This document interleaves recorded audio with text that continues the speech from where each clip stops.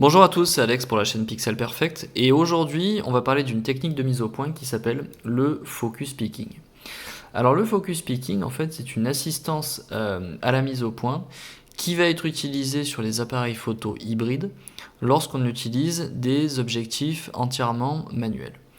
Alors pourquoi utiliser des objectifs entièrement manuels? Tout simplement parce qu'ils sont de bonne qualité, qu'ils ne sont pas excessivement chers et que ça s'adapte très bien sur les appareils photo hybrides. Alors pourquoi faut-il les adapter? Tout simplement parce que historiquement, les objectifs étaient élaborés pour travailler à une certaine distance de la pellicule ou du capteur qui se trouve sur des appareils photo réflexes. Par définition, un réflexe a un miroir. Et ce miroir prend de la place. Donc, avec l'avènement des hybrides, le miroir disparaît. Et donc les objectifs ne peuvent pas être fixés directement sur les appareils photo hybrides puisqu'ils ne sont pas habitués à une distance, ce qu'on appelle le tirage, donc la distance entre l'objectif et le capteur, ils ne sont pas habitués sur une distance aussi courte, donc il faut recréer le tirage original, et pour ça on utilise des bagues d'adaptation. Mais forcément, comme ce sont des bagues purement mécaniques, c'est-à-dire sans aucune électronique, sans aucun moteur autofocus, il est impossible d'avoir une mise au point automatique avec ces vieux objectifs, donc il faut utiliser ce qu'on appelle le focus picking. Donc avant de démarrer, il faut savoir que c'est un mode qui n'est pas activé par défaut, donc il faut l'activer dans son appareil. Donc ici je vous montre sur un EOS RP où ça se trouve, donc ça se trouve dans le premier menu, appareil photo, écran numéro 8, donc shoot 8, et ensuite donc paramètres de repère de mise au point. Donc forcément il faut l'activer sur la première ligne repère. Ensuite en termes de niveau, c'est-à-dire l'intensité, vous pouvez choisir élevé ou faible. Moi je choisis toujours élevé.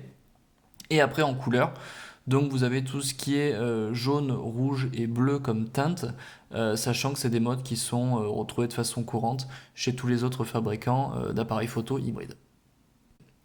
Donc ici on voit qu'en bougeant la molette de mise au point, tout simplement on voit des zones de la photo qui apparaissent donc en jaune et qui nous indiquent donc que cette partie de la photo va se trouver nette. Donc ici, je reviens sur la bougie. On voit que le dessin sur la bougie est jaune. Donc ça veut dire que c'est net. Ici, je vous montre une confirmation en zoomant dans l'image qui nous permet de vérifier si effectivement c'est bien net. Mais là, on voit typiquement que c'est net. Donc c'est quelque chose d'assez fiable. Pourquoi je choisis le jaune? Parce que le jaune fluo, comme ça, c'est une couleur qui ressort assez bien dans la plupart des situations. C'est pour ça que je l'ai choisi. Après, évidemment, si vous êtes plus confort avec du rouge ou du bleu, libre à vous de choisir cette couleur. Donc ici, je fais des tests pour vous montrer donc une deuxième technique qui peut venir en complément du focus picking, qui est le zoom dans l'image. Donc ici, on peut voir que j'ai zoomé 10 fois dans l'image, et en tournant la bague de mise au point, et typiquement, voilà, ça permet d'affiner au mieux sa mise au point, et on peut voir que ça fonctionne plutôt bien. Donc vraiment, c'est quelque chose qui est assez indispensable quand on a des objectifs manuels. À savoir que lorsque vous commencez à travailler avec des objectifs manuels, pardon, il est toujours plus facile de commencer avec des focales assez grand angle jusqu'au 50 mm parce que la profondeur de champ va être assez grande assez rapidement. Donc c'est plus facile, vous êtes moins frustré à faire la mise au point quand on a beaucoup de profondeur de champ, plutôt que d'essayer de la faire avec un téléobjectif où c'est un petit peu plus compliqué.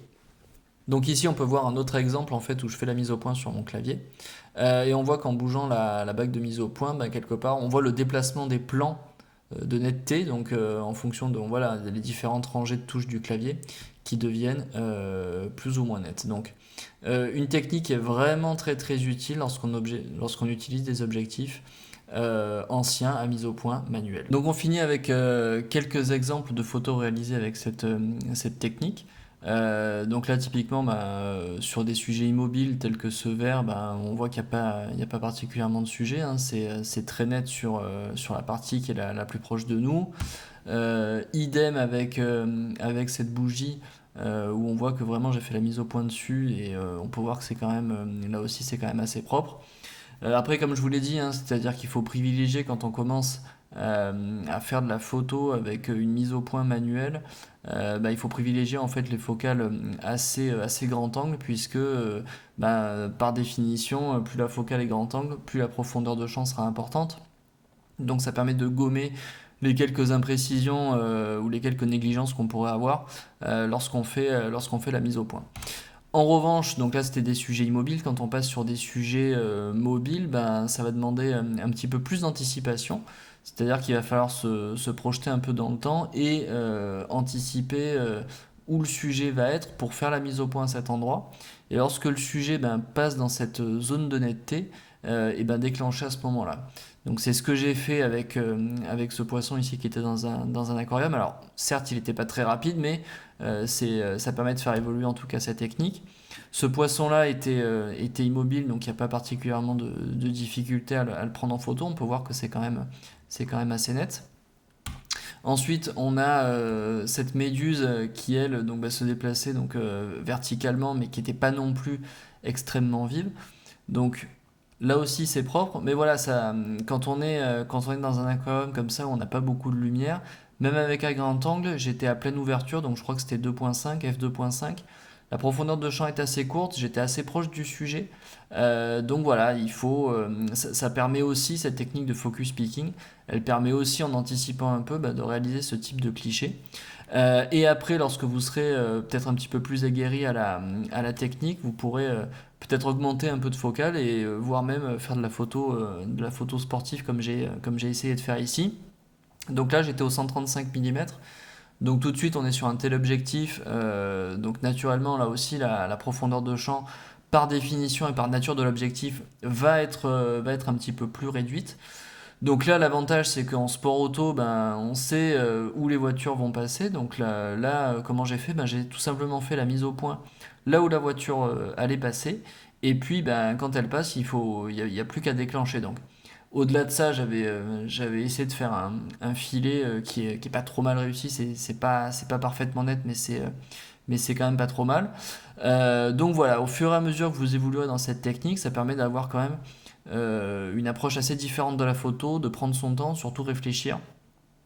Voilà, avoir des nouvelles idées de composition et surtout réfléchir à sa composition, puisque c'est une technique qui nous demande quand même pas mal d'anticipation. Donc j'espère que la vidéo vous aura plu, n'hésitez pas à vous abonner, puis on se retrouve très bientôt avec du nouveau contenu. A très bientôt, au revoir.